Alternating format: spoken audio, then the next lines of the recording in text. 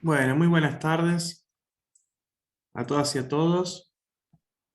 Hoy vamos a tener una nueva charla de Concursol. Le damos cordialmente la bienvenida. Mi nombre es Pablo Pesco y bueno, y mi compañera Adriana, no sé si quieres presentarte. Hola, ¿qué tal? Les damos la más cordial bienvenida a un programa más de Concursol. Mi nombre es Adriana y también les estaré acompañando junto con Pablo en esta exposición que tenemos preparada para el día de hoy. Bueno, les contamos que Concursol es una experiencia educativa que anualmente convoca escuelas de nivel medio y técnico a participar en un concurso de ideas proyecto para la construcción de artefactos de uso social que utilicen energías renovables como las que estábamos viendo, los artefactos que estábamos viendo en las fotografías de lo que fueron los antiguos Concursol. En este caso, como veníamos contando también en las charlas anteriores, en el contexto de ASPO, lo que estuvimos haciendo es una serie de charlas acerca de la utilización de energías renovables, con la idea de que puedan ser material para utilizar en las aulas o para utilizar en la construcción de ideas, proyectos dentro de los espacios educativos.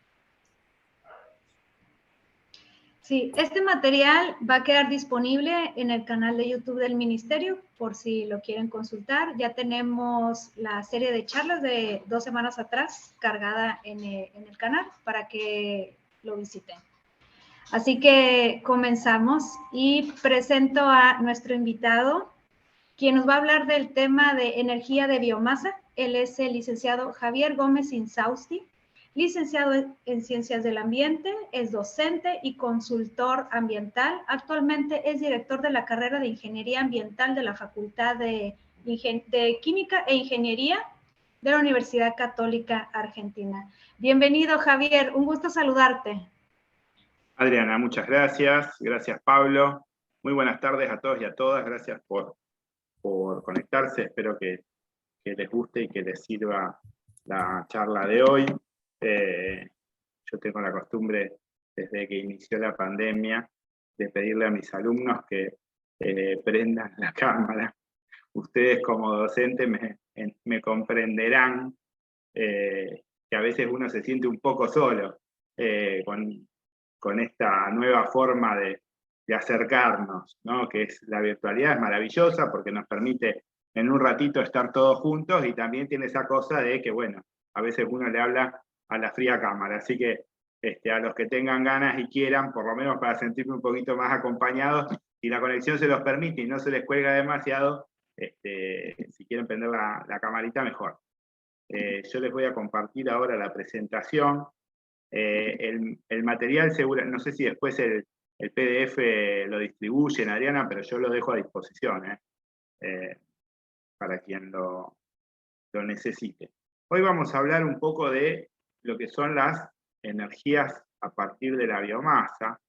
En general, cuando hablamos de energías renovables, en el imaginario colectivo aparece enseguida el molino de viento en la Patagonia, o los paneles solares en las zonas más áridas de nuestro país, que efectivamente son fuentes muy nobles de energías renovables, pero a veces queda un poquito más relegada la energía renovable, por hecho, la energía obtenida a partir de la biomasa, ¿no? Que en un país como el nuestro, digamos, que se presenta como un país principalmente productor de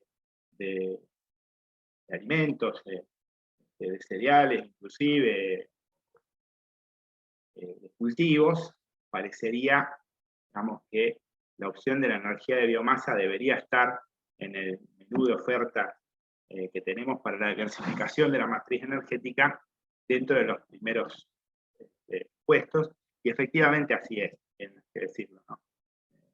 Tenemos un gran potencial, todavía no completamente explotado, pero sí ya se comienza a recorrer un camino en este sentido.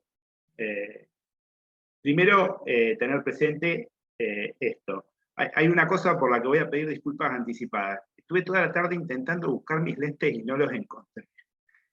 Así que espero no hacer un papelón. Si ustedes ven que hay algo escrito y yo estoy hablando de otra cosa, es porque no logro distinguir bien las letras que yo mismo puse, y de memoria me puedo equivocar. Pero bueno, gajes del oficio, no sé, me va a quedar otra papelón en algún maletín, pero no tengo mis lentes, así que he estado padeciéndonos todo el día de hoy.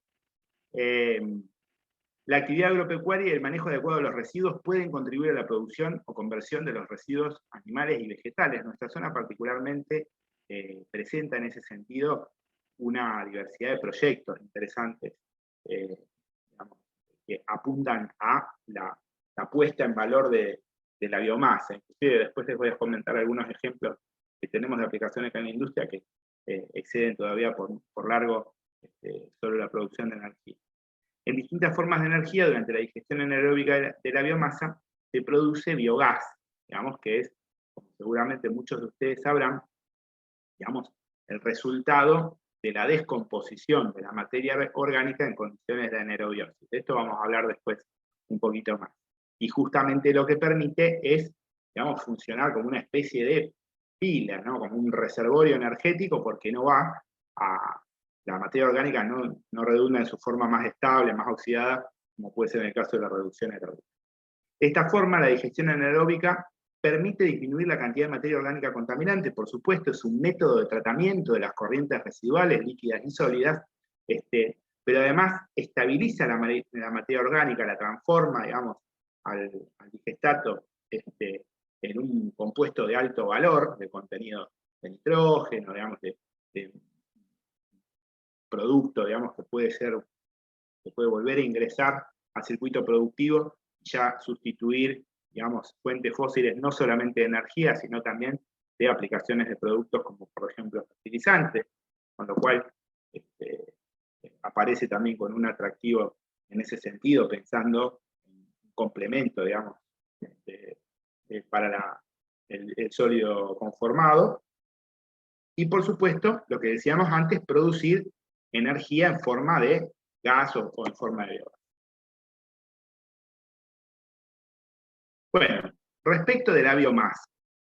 De forma genérica se entiende como biomasa al conjunto de la materia orgánica renovable que puede ser de origen animal o vegetal o procedente de alguna forma de transformación de la misma, como decíamos antes, el caso del biogás.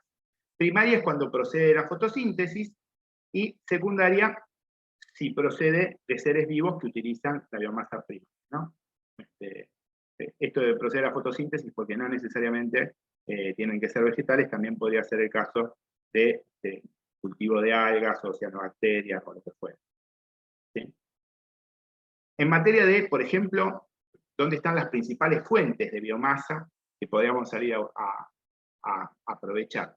En materia de residuos domiciliarios, a nivel de la gestión de residuos sólidos urbanos, ustedes saben que, digamos, la alternativa correcta y efectiva para la disposición final de los residuos que no puedan ser valorizados, por supuesto que siempre decimos que no hay mejor residuo que aquel que no se genera, pero digamos, una vez agotadas las instancias de clasificación o de valorización de los residuos, la correcta disposición final debería ser en un relleno sanitario, que funciona en términos de la degradación de la materia orgánica enterrada como un gran biodigestor, ¿no? La materia orgánica tiene una fase muy cortita de aerobiosis inicial y luego, digamos, la descomposición, que va a durar años, va a ser eminentemente anóxica, con la consecuente producción de metano, dióxido de carbono, de hidrógeno, bueno, toda una serie de gases, pero fundamentalmente la conformación de metano permite o hace factible la posibilidad de recuperar esta energía. Después lo vamos a hablar un poquito mejor. ¿Cuál es la principal limitante? Por supuesto, siempre, digamos, me gusta decir para los que tenemos algunos años, yo lo agarré sobre el final, pero me gusta decir encontrar el alcoyana, ¿no? Encontrar la fuente, digamos, de generación de energía y la demanda energética, térmica o eléctrica, que permite el consumo. Bueno, ahí hay digamos, una duración finita en el tiempo, porque el relleno sanitario funciona como un parche. Pero bueno, este es un gran primer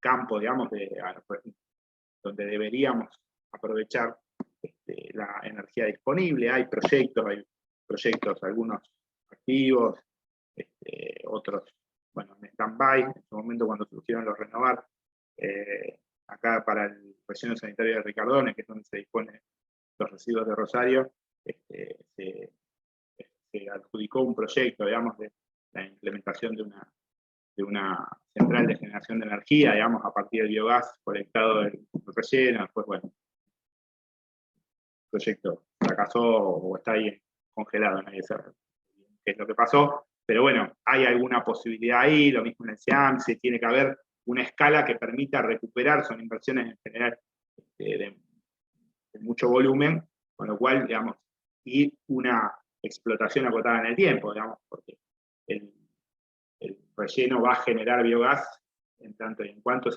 digamos, su materia orgánica se encuentra en proceso de descomposición, va a ser un pico de productividad, después decae hasta un momento, digamos, donde es más costoso recuperar el biogás que sacar el biogás que recuperar la energía. Bueno, sobre los residuos agrarios y forestales, donde hay quizá más posibilidades, por combustión directa, por ejemplo, compactados o peletizados, nuestra región, digamos, tiene varios ejemplos en aplicaciones industriales de este tipo de proyectos y algunos en cartera, calderas fundamentalmente de biomasa para la producción de energía térmica, vapor de media o de alta presión, en algunos casos, digamos, en circuitos con turbinas de vapor para generación de energía eléctrica. Bueno, fermentación, obviamente, celulosa en azúcares fermentables, gasificación, pirólisis y, por supuesto, digestión anaeróbica. Bueno, comparación con otras fuentes energéticas. Al contrario de las energías extraídas del carbón o del petróleo, la energía derivada de la biomasa, obviamente, es infinitamente renovable. Al contrario de las eólicas y la solar, la de biomasa, digamos, es relativamente sencilla para almacenar, se puede almacenar en forma de biomasa, más allá de los riesgos que conlleva por ahí el acopio de grandes volúmenes, por ejemplo, de chips de madera, el riesgo de incendio, por supuesto, y demás, pero resulta, digamos, bastante más sencilla la capacidad de acopio energético, por decirlo así. En cambio, opera con enormes volúmenes que hacen que su transporte sea oneroso.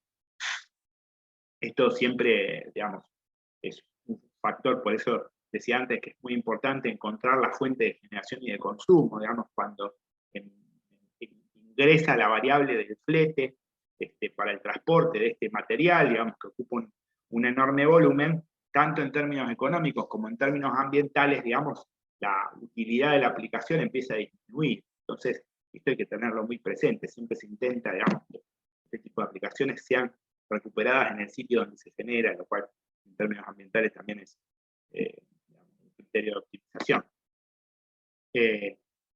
Su rendimiento en relación a la energía solar incidente, esto seguramente lo van a ver cuando vean fotovoltaicas, pero es muy débil, y las superficies terrestres o acuáticas que se pueden disponer no tienen comparación con la que pueden cubrir, por ejemplo, obviamente los captadores solares.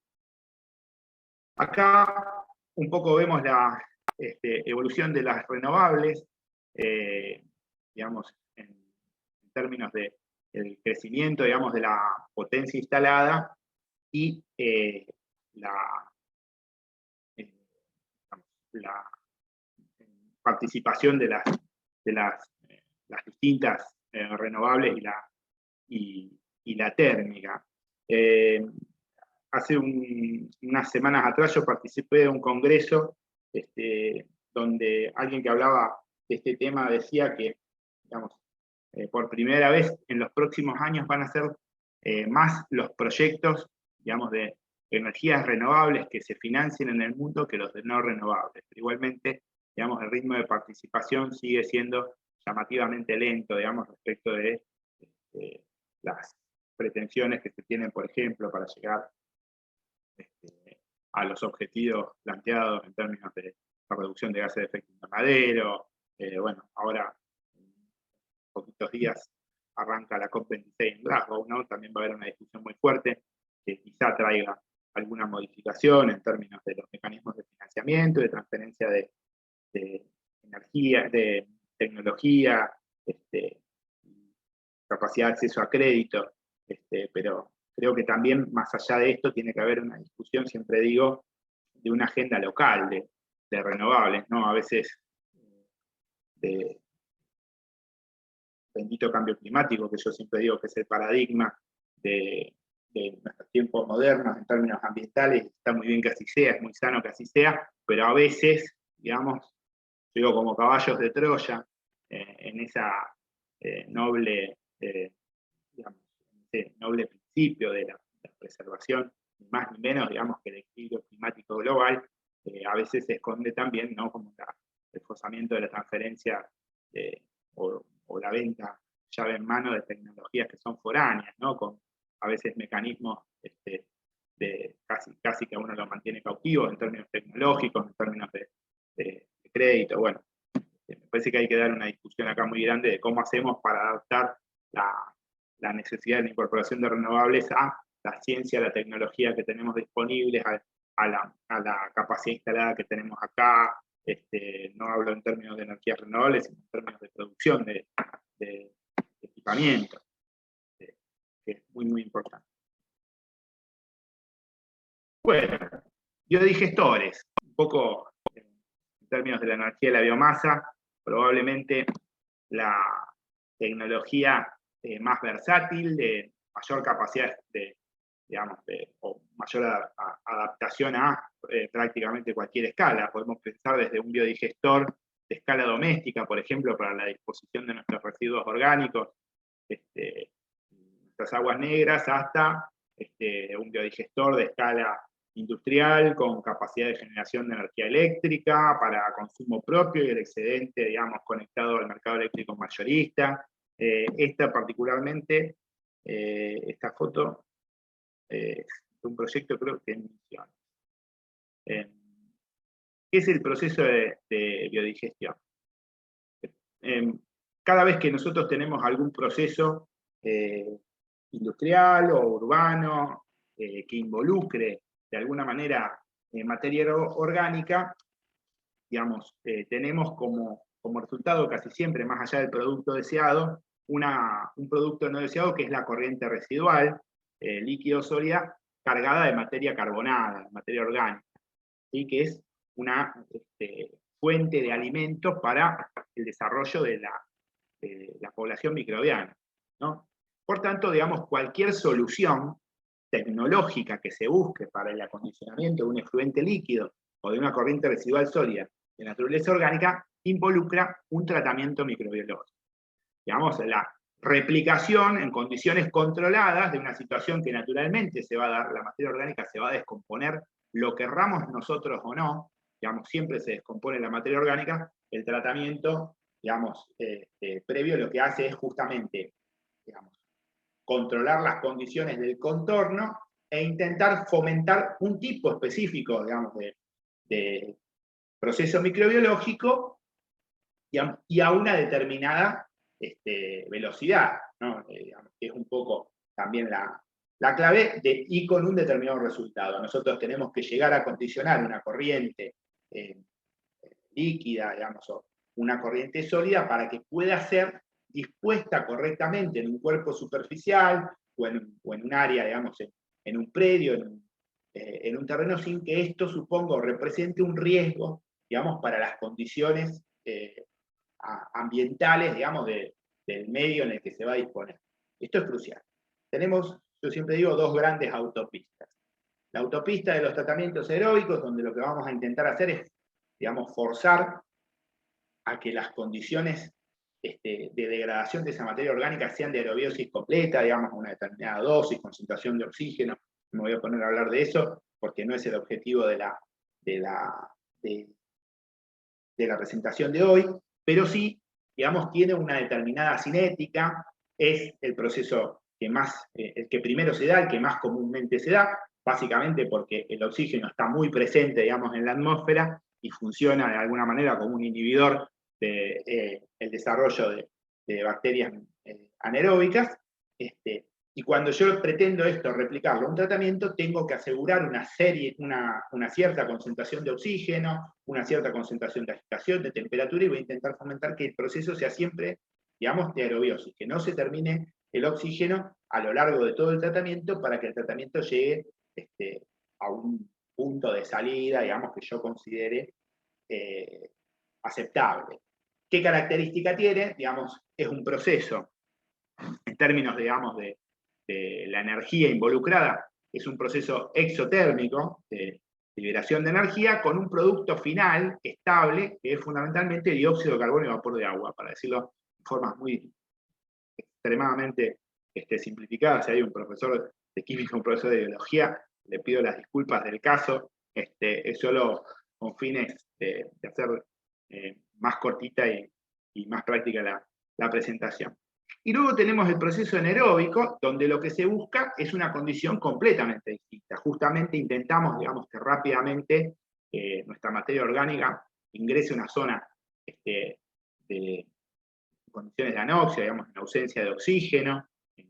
Es un proceso, digamos, con una cinética química mucho más lenta, con tiempos de resistencia que son más grandes, volúmenes involucrados que tienen que ser más grandes, con una biota que hay que desarrollar, digamos, la puesta en marcha de un biodigestor lleva su tiempo, casi siempre, digamos, hay que agregar un inóculo, esto es una colonia de bacterias, digamos, que ya esté adaptada de otro biodigestor para que funcione, digamos, como un iniciador del biodigestor, y que va a tener la característica, digamos, de que su producto final va a ser dióxido de carbono, digamos, parte de la materia orgánica se va a transformar a dióxido de carbono, va a ser también vapor de agua, pero también una porción muy importante de esa materia orgánica, digamos, se va a transformar en metano, ¿sí? Que tiene, el gas metano es carbono e hidrógeno 4, que tiene la posibilidad de almacenar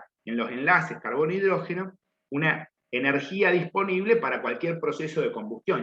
Ese biogás, acondicionado previamente, ahora vamos a hablar un poquito, digamos, de qué características posee habitualmente el biogás de un digestor, digamos, se puede tranquilamente llevar a una hornalla, por ejemplo, si es un biodigestor de escala doméstica, para calentar agua, para higienizarnos o para hacer alimentos, o si hablamos ya de una producción a escala industrial, ese biogás depurado puede alimentar a una caldera, por ejemplo, para producir vapor, o puede alimentar un generador para producir energía eléctrica directa.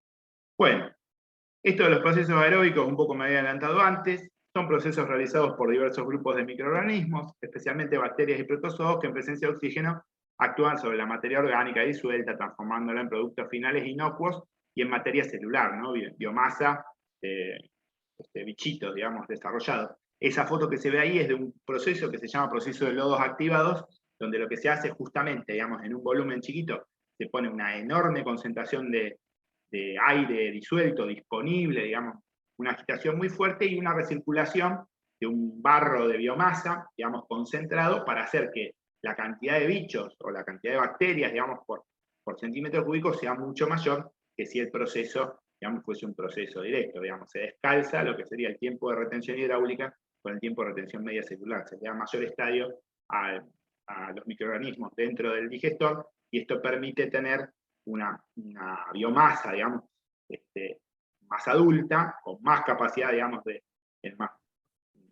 mayor velocidad para degradar la materia orgánica, y esto le da una alta eficacia en términos de la degradación de la materia orgánica. ¿Cuáles son las ventajas?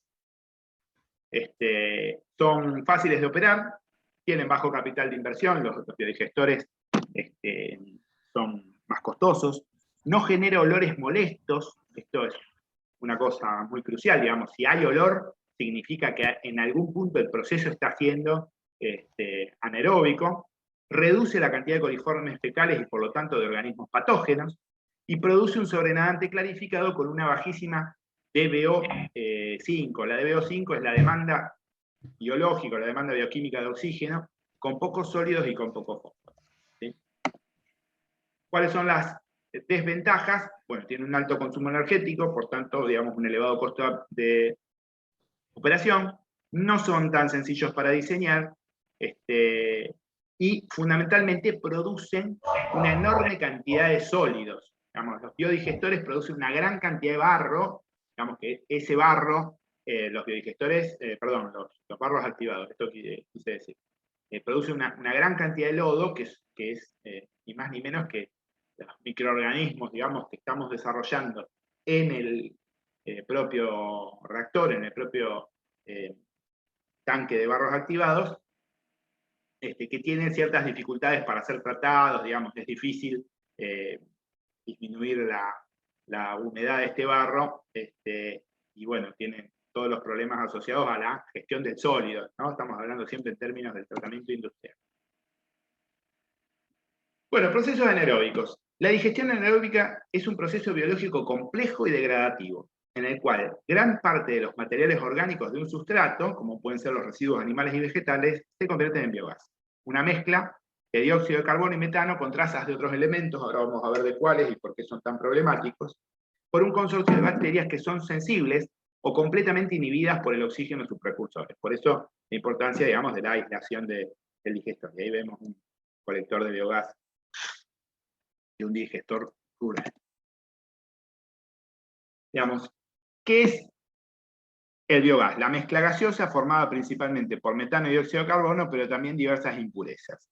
La composición del biogás depende exclusivamente del material digerido y del funcionamiento del proceso, ¿sí? Si hay, por ejemplo, materia orgánica de origen proteico, con alto contenido de azufre, vamos a tener como resultado sulfuro de hidrógeno, por ejemplo, que es un gas tóxico, es un gas irritante, es un gas inflamable y explosivo, y sobre todas las cosas con un olor espantoso. Lo mismo el mercaptano.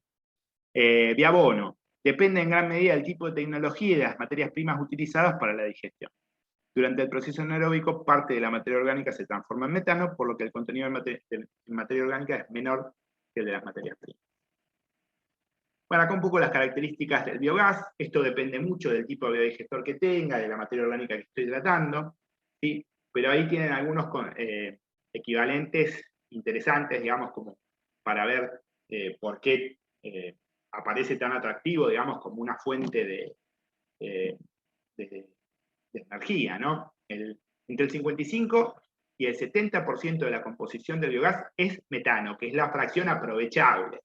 Digamos, entre el 30 y el 45% es dióxido de carbono. Por esto, en general, digamos, la capacidad calorífica del biogás es más baja que la capacidad calorífica del gas natural, por ejemplo, digamos, algo que hace una separación del metano del CO2. En general, yo consumo más cantidad de gas o a igual capacidad instalada, tardo más tiempo en calentar una olla de agua con biogás que con gas natural. Bueno, esto es porque la baja capacidad calorífica se explica, entre otras cosas, por esa composición, por esa participación del CO2 que ustedes ven en esa placa. Entre 6 a 6,5 kilowatts por metro cúbico por hora, digamos, equivale a un metro cúbico de biogás a 650 centímetros cúbicos de petróleo. El límite de explosividad, esto es una cosa importante en términos de la seguridad, digamos, una mezcla aire-gas entre el 6 y el 12%, digamos, puede resultar explosiva, más del 12% ni hablar, hasta un límite superior que no tengo presente cuál es. Bueno, y ahí algunos datos, digamos, ya de caracterización físico-química, la masa molar, fundamentalmente una cosa importante, el olor, tiene olor a huevo podrido el biogás. Cuando ustedes, nosotros en la facultad, tenemos una línea de investigación que se dedica específicamente al biogás, y andan siempre con sus colectores, con sus pelotitas colectando biogás, y uno sabe cuando hay falla en alguna porque se siente un olor espantoso, digamos, ¿no? Que tiene que ver con la presencia del azufre en la materia orgánica y por tanto del sulfuro de hidrógeno en el biogás, que una vez desulfurado, el biogás, por supuesto, es inodoro. Bueno, ¿cuáles son los beneficios ambientales de la digestión anaerobia? En el sector agrícola, la implementación de estas tecnologías podría permitir obtener grandes beneficios. Digamos, uno siempre dice que, o a mí me gusta decir que cualquier propuesta que sea ambientalmente sustentable, en general, es económicamente más rentable. Si no es así, es porque hay algún costo externalizado o oculto, ¿sí? Pero en términos ambientales, en términos económicos, en términos energéticos, cualquier desarrollo de este tipo representa una mejora respecto de lo existente. Permite una gestión, además, no solo, digamos, la cuestión económica es importante, también para procesos altamente primarizados, cuando de repente aparece, digamos, una tecnología más compleja que demanda, digamos, una rutina de supervisión periódica, de mantenimiento, de capacitación de aquellos que se van a dedicar a la operación. En muchos casos esto se ve como una debilidad y efectivamente es así, porque muchas veces esto representa una limitante, una demanda. Uno se encuentra muchas veces con establecimientos que te dicen, me vendieron una tecnología que no sirve. Y uno sabe que la tecnología que le vendieron sirve, y lo que falló en todo caso es la filosofía de operación, la filosofía de mantenimiento, digamos, la cultura de gestión de la organización. Pero cuando se logra, digamos, se alinean los planetas y se logra esa conjunción, digamos, entre la incorporación de una nueva tecnología y el avance, digamos, el traccionamiento del avance en términos de la cultura de gestión de una organización, digamos, se obtiene a veces también, digamos, una especie de iniciador o catalizador de nuevos proyectos de innovación tecnológica, de incorporación de tecnología, porque es un gran incentivo ver que se incorpora una herramienta que funciona, cuando efectivamente es así, ¿no? Y que además, en algunos casos, o en muchos casos, digamos, redunda también en una mejora económica. Permite una gestión mejorada de nutrientes, reducir las emisiones de los gases de efecto invernadero y la captura y uso de biogás. Sobre, digamos, el tratamiento de los residuos de origen orgánico va a reducir la presión sobre los rellenos sanitarios. Ustedes saben que los espacios de relleno sanitario son espacios, digamos, muy codiciados, por decirlo de alguna manera, porque tenemos un déficit en la provincia de Santa Fe y en el país en términos de los espacios disponibles para la correcta disposición final de nuestros residuos. Más de la mitad de la población sigue disponiendo sus rellenos en basurales a cielo abierto o en vertederos semicontrolados. Por tanto, el espacio disponible en un relleno, digamos, tiene que ser muy cuidado, porque ya hay un pasivo generado en ese lugar, y cuando ese relleno se agote vamos a tener que habilitar otro pasivo ambiental en otro lugar para reemplazarlo, con lo cual, cuanto más se pueda prolongar la vida útil de un relleno sanitario, en términos ambientales más beneficioso es, por supuesto. Elimina el problema de las emisiones de olores, producto de la acumulación de excretas y orinas sin tratar, por ejemplo, en establecimientos ganaderos. Digamos, la captación de biogás tiene la doble ventaja de que funciona, digamos, también como un tratamiento para la corriente gaseosa, un tratamiento de olores, porque yo voy a depurar ese gas y después lo voy a quemar, ¿sí? Y voy a emitir a la atmósfera dióxido de carbono y vapor de agua, que por supuesto son inodoros. ¿Cuáles son los factores determinantes en la producción de biogás? Bueno, la naturaleza y composición, por supuesto, de sus materias primas, las diversas materias primas que se pueden utilizar en la fermentación metanogénica pueden ser orgánicos de origen vegetal, animal, agroindustrial, forestal, doméstico o cualquier otro, digamos, que tenga una composición mayoritariamente orgánica. Las características bioquímicas que presentan estos residuos tienen que permitir el desarrollo de la actividad microbiana, digamos, no tiene que haber inhibidores, los procesos microbiológicos aeróbicos son mucho más complejos, anaeróbicos, perdón, son mucho más complejos que los aeróbicos. ¿Sí? Los aeróbicos en general son procesos que, digamos, con una flora microbiana más diversa, mejor adaptada. Entonces, cualquier cambio, digamos, en las condiciones digamos, de operación puede, digamos, en general uno tiene una flora microbiana que se adapta, que acompaña. Por supuesto que hay inconvenientes, los tratamientos biológicos aeróbicos también tienen montones de problemas operativos, pero en general son procesos más robustos en este sentido. Los procesos anaeróbicos, digamos, son procesos que tienen tiempos muy largos de iniciación, de puesta en marcha. Cuando uno empieza a tratar volumen, una carga de DQO significativa, digamos, son más robustos, pero digamos, tienen una sensibilidad grande a variaciones de temperatura, por ejemplo, variaciones en la retención hidráulica, variaciones en las proporciones de los Javier, macronutrientes. Sí. Sí. No, que se nos va acabando el tiempo, te aviso así para ir Bien, cerrando. bien. Bueno, vamos a pasar un poquito más rápido entonces. En términos generales se pueden clasificar los sustratos en 4 clases en función de su apariencia física, nivel de dilución, grado de concentración y características cuantitativas, como el porcentaje de sólidos totales, volátiles y la demanda química de oxígeno. Acá, bueno, algunas características en función del tipo de sustrato, lo voy a pasar un poquitito más rápido. Esto sí es muy importante, la relación carbono-nitrógeno, digamos, tiene que andar entre 20 y 30 a 1, digamos, 20 o 30 partes de carbono por cada parte de nitrógeno. Hay una tablita, digamos, que es bastante conocida, donde que la relación carbono-nitrógeno-fósforos es de 105-1, ¿no? 100 partes de carbono, 5 de nitrógeno, una de fósforo, digamos que sería como la relación ideal de cualquier tratamiento microbiológico. Bueno, un aumento de la temperatura aumenta la velocidad de crecimiento de los microorganismos, funcionan mejor a temperaturas, digamos, en el rango mesofílico, digamos, pero en el rango mesofílico superior. Las variaciones bruscas de temperatura pueden gatillar la desestabilización del proceso, esto lo habíamos dicho. Y bueno, estos son los rangos de temperatura en los que pueden trabajar los microorganismos habitualmente. Nosotros vamos a estar trabajando siempre acá, en el rango mesofílico, ¿no? Digamos, de la temperatura ambiente un poquito más arriba, por decirlo así. La solubilidad de los gases generados desciende al aumentar la temperatura, favoreciéndose la transferencia del líquido al gas. Como al estar más caliente, digamos, el digestor, hay un mayor paso del biogás a la fase gaseosa.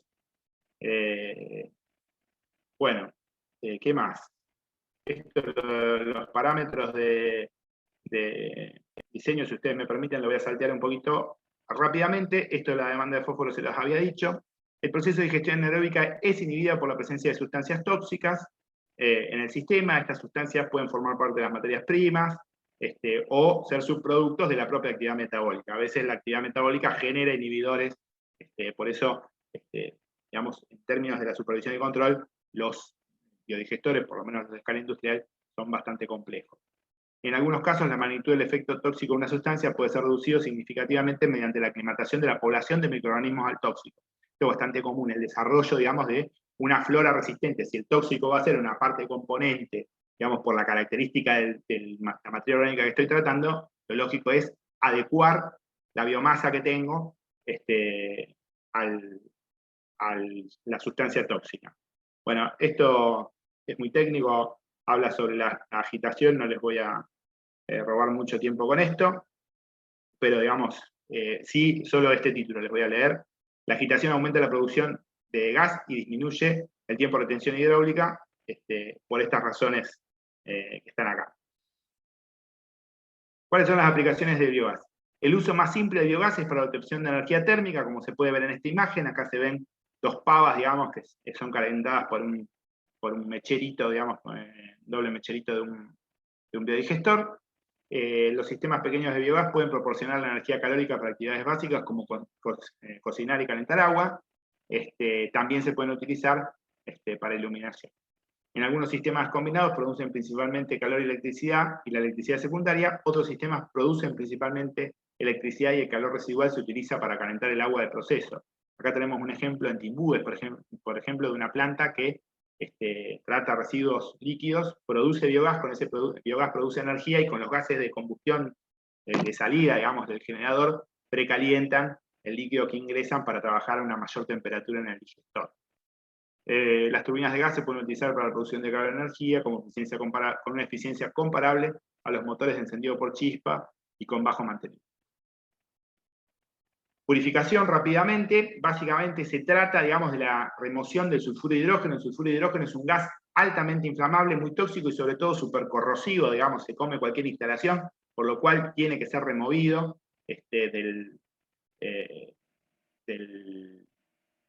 la corriente de biogás antes de aprovechar esa corriente. Bueno, y acá un poco el esquema, digamos, de las alternativas de tratamiento que se tienen para el biogás a escala industrial, ¿no? De lo que se podría, las distintas alternativas que podría tener. En todos los casos, como mínimo, digamos, se tiene que acondicionar el biogás crudo, digamos, removiendo el azufre. En algunos casos, digamos, se trata completamente y se separa también el CO2 para darle mayor capacidad calorífica por metro cúbico de biogás.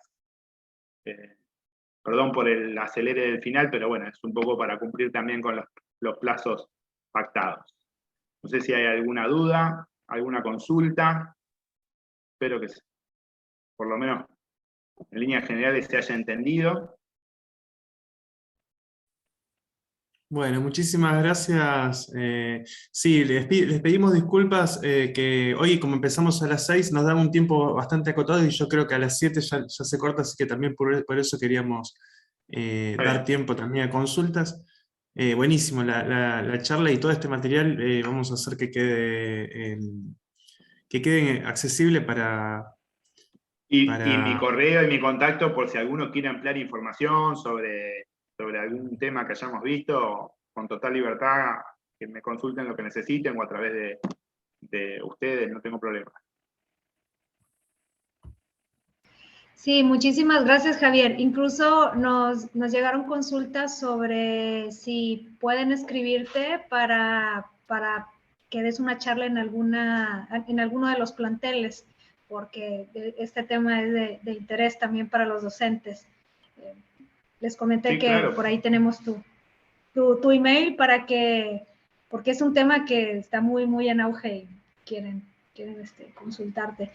Entonces, hasta donde mis conocimientos acompañen, los voy a acompañar. O sea, cuando se me quemen las papas, les aviso y los transfiero. Pero sí, por supuesto que sí. Sí, nos llegan algunos comentarios de felicitación y que les parece muy interesante la charla. Sí, una disculpa por hacerlo tan rápido, pero es precisamente el horario el que nos está limitando. Agradecimientos y muchas felicitaciones para ti, Javier. Y sí, nos comenta Osvaldo Musto que se va a poner en contacto contigo para hacerte una invitación a su plantel, para que des una charla. Por supuesto, sin duda, cuenten con eso. Y bueno, la idea también es hoy dar una charla muy introductoria, sobre todo para tener una dimensión que es, ojalá que eso haya quedado, y yo insisto con esto, muchas veces cuando hablamos de, inclusive los proyectos a escala doméstica, o a nivel de salón, proyectos de energía, casi siempre uno encuentra, digamos, el proyecto con el profe de tecnología, donde están armando el panelcito y las conexiones eléctricas para la recuperación de energía solar, o alguna turbinita por ahí para los que son más lanzados, eólica, o un termotanque. Nosotros tenemos en la facultad algunos proyectos hechos con el Colegio San Francisquito, por ejemplo, donde dejamos montando un termotanque solar, que son proyectos maravillosos de recuperación energética. Pero digo, esta noción de la producción de biogás, de la producción de energía a partir de las corrientes residuales, digo, de lo que nos generan un problema, el efluente, la corriente, el agua servida, el residuo orgánico, digamos, que se pudre, que se descompone, si lo logramos, digamos, contener en un proceso más complejo, más delicado, pero digo, biodigestores a escala doméstica se hace con un balde de 20 litros, y algún elástico para cerrarlo, no necesariamente siempre tenemos que colectar el biogás, pero además cuando se puede colectar el biogás, hasta se lo puede derivar con una conexión relativamente sencilla y con algo de cuidado a una hornalla. Para el depurado, por ejemplo, el sulfuro de hidrógeno, que es el principal inconveniente, se pueden utilizar pirulana, algún burbujeo, digamos, en un medio relativamente alcalino, digamos. Hay muchas posibilidades que están al alcance de la mano como para hacer alguna instancia, digamos, de prueba a nivel del salón, que siempre es, yo digo que el hacer despierta a veces ideas mucho más creativas que la que nosotros podemos proponer de los propios pibes, y que están al alcance de la mano. Digo, no hay que saberse, conocerse, digamos, de memoria los manuales de microbiología ambiental para hacer un biodigestor. Digamos, yo hablaba con una alumna nuestra que es de Chajarí, provincia de Entre Ríos, y el padre productor citrícola, que uno diría, bueno, la verdad que con los residuos citrícolas es medio difícil, porque la biomasa no sé si se va a adaptar, el entorno va a ser un poco acidificado, y ahí andan con un proyecto de biodigestor que hicieron con unos tachos esos tambores aceituneros de 180 litros y algunas conexiones básicas, y ahí tienen un biodigestor que anda, se está adaptando, está haciendo su curvita de desarrollo y se está adaptando. Por eso digo que alternativas hay. Sí, muchas gracias por las ideas, Javier, que siempre vienen bien porque es precisamente el propósito que tenemos acá en Concursol. La mayoría de los mensajes que nos llegaron son para felicitarte y para decirte que la charla estuvo súper interesante. Así que quedamos en contacto. Muchas gracias por tu charla y por ser tan explícito y no guardarte nada. Sí, mira, nos siguen escribiendo diciendo que quieren organizar una charla precisamente contigo y este tema. Voy a recopilar estos mensajes y te los haré llegar. Y me lo pasan. Sí, seguro, y nos vamos a encontrar. Y por supuesto, gracias a todos. Yo imagino que ninguno se durmió. A los que estaban con la cámara abierta los vi que no se durmieron. Capaz que alguno bostezó, pero ninguno se durmió. Así que bueno, no, gracias por la paciencia, por haberme escuchado, y ojalá les haya gustado. A mí el tema me gusta mucho y creo que tiene mucho potencial. Así que nada, les dejo un abrazo a todos.